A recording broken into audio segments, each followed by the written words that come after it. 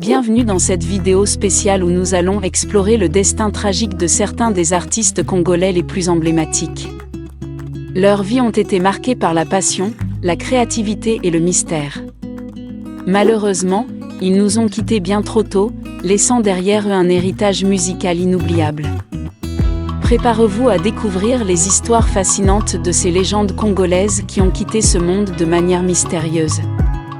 Voici 10 artistes congolais qui ont quitté ce monde prématurément, laissant derrière eux un héritage musical et culturel inestimable. Ces artistes ont laissé une empreinte indélébile sur la scène musicale congolaise et continuent d'inspirer les générations futures. Abonnez-vous à notre chaîne pour ne manquer aucune de nos vidéos. En vous abonnant, vous rejoignez une communauté passionnée qui partage la même passion pour la musique congolaise et l'histoire de ces légendes. Numéro 10, Charles Mombaya Massani, l'une des icônes de la musique gospel en République démocratique du Congo, est décédé le 20 mai 2007 à la clinique Ngalima à Kinshasa. Sa disparition a laissé un vide irremplaçable dans le monde de la musique congolaise, où l'évangile par la chanson occupe une place de choix dans la communauté chrétienne. Voici un bref aperçu de la vie et de la carrière de Charles Mombaya. Début musical. Né le 31 octobre 1956 à Kinshasa. Charles Mombaya a commencé sa carrière musicale en 1974, peu de temps après son baptême dans l'église baptiste. En 1975, il a créé la chorale « Les Ambassadeurs du Christ », avec laquelle il a remporté plusieurs prix, dont celui du meilleur chœur mixte en 1981 lors du premier Festival national des chorales chrétiennes, fondateur de l'Association des musiciens chrétiens du Congo. AMCC, Charles Mombaya a fondé l'AMCC, dont il a été le président jusqu'à sa mort. Il a formé plusieurs musiciens, dont Laure Mbongo, Dorka Kaja, Sandra Mbili, Nana Lukezo, René Lokua, Emen Kanu, et bien d'autres. Numéro 9, Émile Soki Dianzanza, l'un des frères artistes musiciens congolais, est décédé le 4 mai 1990. Il faisait partie du célèbre duo musical Les Frères Soki, fondateurs de l'orchestre Bella Bella. Voici les détails de leur disparition. Émile Soki Dianzanza était le cadet du duo. Il est décédé en 1990 à Kinshasa, en République démocratique du Congo. Son frère aîné, Maxime Soki Vangu, est décédé 2 semaines plus tard, le 18 mai 1990. Les deux frères étaient des chantres et auteurs-compositeurs. Leur contribution à la musique congolaise, notamment au sein de l'orchestre Bella Bella, est inoubliable. Ils ont marqué l'histoire de la rumba congolaise et méritent d'être honorés pour leur apport considérable. Numéro 8, Mpongo Love, de son vrai nom Alfred Mpongo Landu, était une chanteuse congolaise née le 27 août 1956 à Boma et décédée le 15 janvier 1990 à Kinshasa. Elle est connue pour sa voix aiguë, douce et mélancolique, associée à sa beauté naturelle malgré son handicap physique. Elle est considérée, aux côtés d'Abeti Mazikini, comme l'une des grandes dames de la musique congolaise. Voici son parcours. Elle naît dans une ville portuaire sur la côte ouest de la République démocratique du Congo. À l'âge de 4 ans, elle subit une paralysie causée par une injection de pénicilline mal administrée. Peu de temps après, son père décède lors d'un règlement de compte politico-militaire. Mpongo Love se convertit à la musique grâce à l'aide d'une amie proche du saxophoniste Mpompo Lowe de l'orchestre African Fiesta National de Taboulei Rochoro.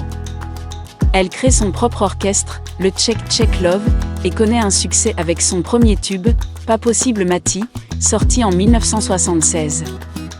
Elle fait des tournées au Zaïre et à l'étranger, devenant une figure emblématique de la musique congolaise. Collaboration et reconnaissance, elle participe à l'Orchestre national du Zaïre, ONASA, aux côtés de Franco Luambo. Ses chansons de qualité et sa voix unique la rendent célèbre auprès du public quinois et au-delà.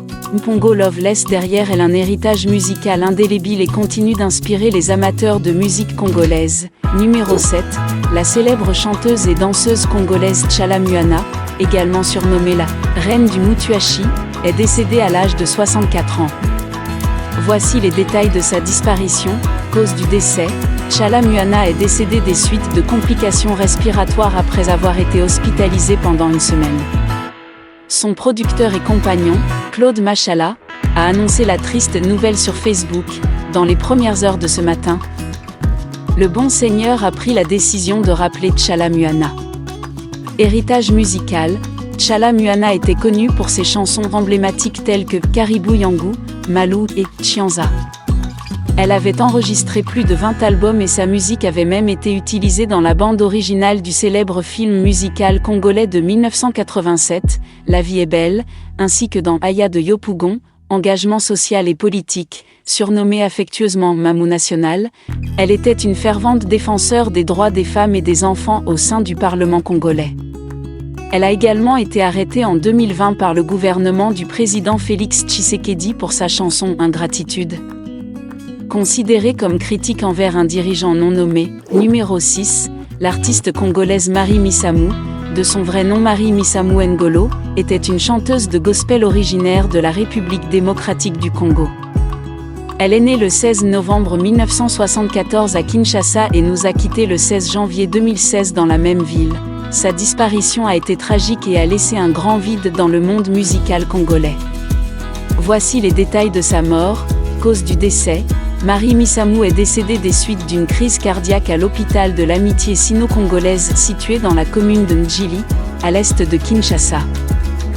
Âge au moment du décès, elle avait 41 ans, son talent et sa voix puissante continuent d'inspirer les amateurs de musique gospel à travers le monde.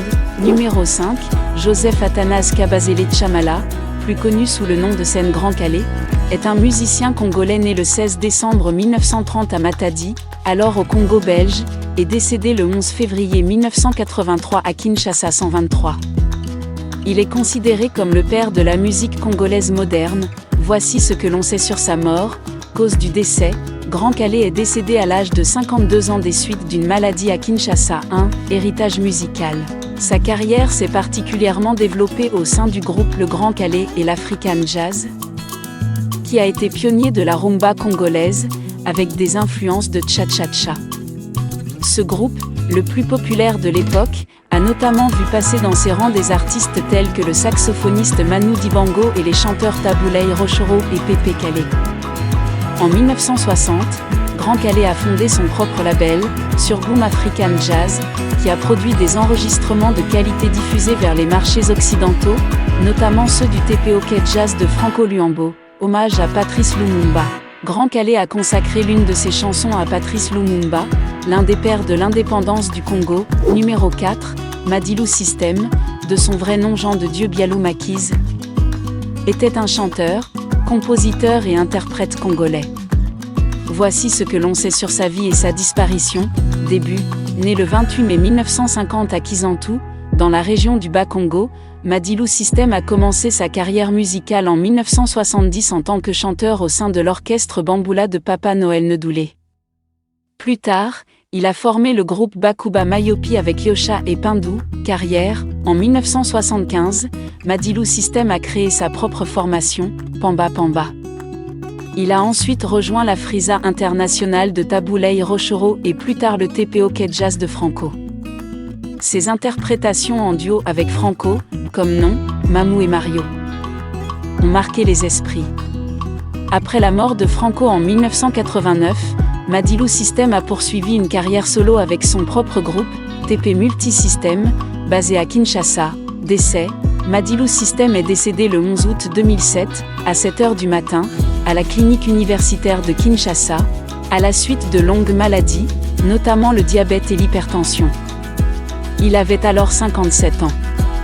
Sa femme réside dans la commune de Moissy-Cramayel en France. Numéro 3, Nicolas Kazandawa Mikalayi, également connu sous le nom de Dr Nico, était un guitariste, compositeur et l'un des pionniers du soukous. Voici ce que l'on sait sur sa mort. Cause du décès, Dr Nico est décédé à l'âge de 46 ans à l'hôpital Saint-Luc à Bruxelles, en Belgique, le 22 septembre 1985. Sa disparition a laissé un grand vide dans le monde de la musique congolaise. Héritage musical, Dr Nico était l'un des guitaristes les plus talentueux de son époque. Il a joué un rôle majeur dans la création du style unique à 3 guitares entendu dans la rumba congolaise et le soukous. Des morceaux tels que Bougie ya Motema, Ngalula, ou encore Marie-Pauline ont fait les beaux jours des mélomanes des deux Congos. Influence, alors que la musique rock, country et d'autres styles américains avaient généralement 2 guitares, solo et rythmique, la musique de danse africaine ajoutait également une troisième guitare, jouant ce qu'on appelle mi-solo ou demi-solo.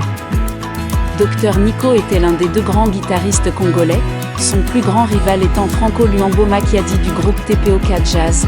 Sa maîtrise de la guitare et son héritage musical continuent d'inspirer les amateurs de musique à travers le monde. Numéro 2, Abeti Mazikini, de son vrai nom Elisabeth Finan, était une chanteuse congolaise talentueuse et polyvalente. Voici ce que l'on sait sur sa vie et sa mort. Naissance et début. Abeti Mazikini est née le 9 novembre 1954 à Stanleyville, aujourd'hui Kisangani, en République démocratique du Congo. Elle a grandi dans une famille bourgeoise de 8 enfants.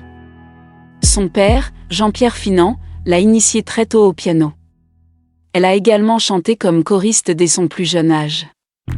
Après ses études secondaires, elle a travaillé au cabinet du ministre de la Culture, Pierre Mucheté. C'est à cette période qu'elle a laissé libre cours à sa passion pour la musique et a commencé sa carrière. Vie privée, Abeti a vécu avec son compagnon et producteur musical, Gérard Acquezon, de 1972 à 1994. Ils ont officialisé leur union à Paris en 1989. Elle était la mère de 4 enfants, Yolande, Gérard Badet, Germaine, fille adoptive, et Harmonie, décès. Abeti Mazikini est décédée à l'âge de 39 ans le 28 septembre 1994 dans la région parisienne, en France, des suites d'une maladie. Sa musique continue d'inspirer les mélomanes à travers le monde, elle restera à jamais dans nos cœurs, laissant derrière elle un héritage culturel précieux. Numéro 1, François Luambo Lua Ndjo Makiadi, connu sous les noms de Luambo Makiadi Franco, alias Grand Maître. Ou plus simplement Franco, est un compositeur, chanteur et musicien congolais. Né le 6 juillet 1938 à Sonabata au Congo belge, il nous a quittés le 12 octobre 1989 à Mongodine en Belgique. Voici ce que l'on sait sur sa mort. Cause du décès, Franco est décédé à l'âge de 51 ans des suites du VIH à Mongodine, en Belgique. Héritage musical, sa carrière s'est particulièrement développée au sein du groupe TPOK Jazz, dont il était le fondateur. Ce groupe a été pionnier de la rumba congolaise et a influencé des générations d'artistes. Franco était un virtuose de la guitare et un parolier talentueux. Ses chansons, telles que Mario, Attention Nassida, et bien d'autres, continuent d'être écoutées et appréciées dans le monde entier. Engagement politique et culturel, proche du président Mobutu Sese Seko, Franco a été nommé grand maître de la musique zaïroise. Il a également participé au Festival Zaïre 74 à Kinshasa en 1974 et au Festac 77 à Lagos en 1973. Franco Luambo Makiadi reste une légende de la musique congolaise, et son influence perdure encore aujourd'hui. Merci d'avoir regardé la vidéo jusqu'à la fin. Si vous avez aimé cette vidéo, n'oubliez pas de vous abonner pour ne manquer aucune de nos futures aventures.